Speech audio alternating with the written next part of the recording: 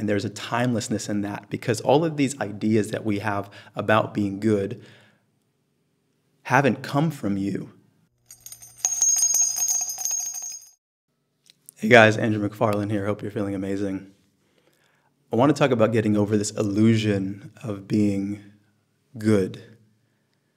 If you are anything like myself, I grew up in a way that believed there were certain things that I could do that made me a good person or made me a bad person. And so I spent a lot of my life attempting to live out this idea of who I thought I should be, as opposed to connecting to what is honest and authentic for me.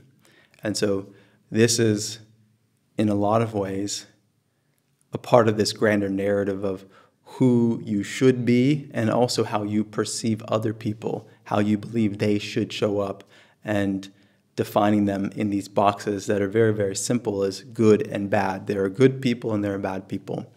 And as we awaken, as we mature, we realize that life is a bit more nuanced than that.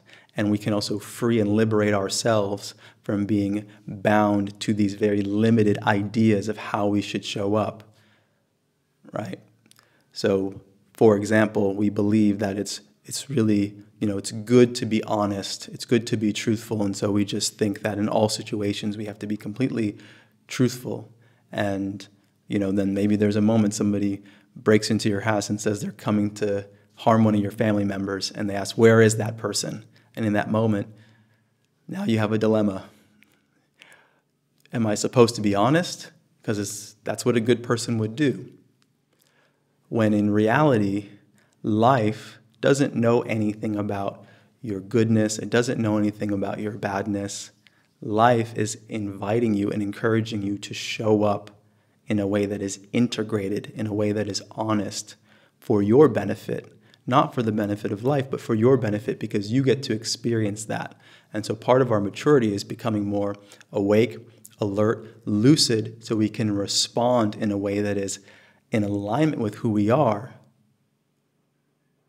not so that we can be good for some externalized idea, so we can actually be ourselves. And as we become more of ourselves, we experience more internal freedom. We're no longer living out an idea, and we're responding in the present moment. And sometimes being more authentic and being more honest might not look good to other people. It might not even look good to the concept you've had of who you should be. And that can be a challenge. But you realize, oh, there's freedom in that, and there's a timelessness in that, because all of these ideas that we have about being good haven't come from you. They've come from the outside. And whenever we're living from the outside in, we are living as a contrived concept. It's not who we really are. So just check in with that. That's one way to find out, is if as you believe and you are living out this idea of goodness, realize and ask, is it really my own? Does this come from me, or does this come from my culture, my family, my religion, my society, whatever it is?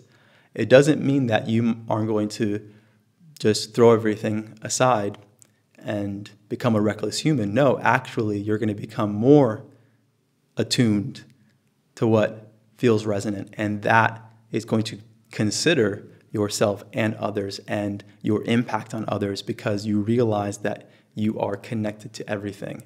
So you respond as such, but it won't be coming from this idea that you're doing things because it's going to make you good or get you somewhere after.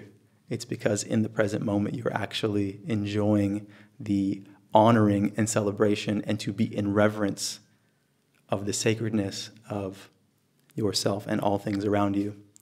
And that comes from a place that you actually realize and experience, not from someone telling you that you should live that way.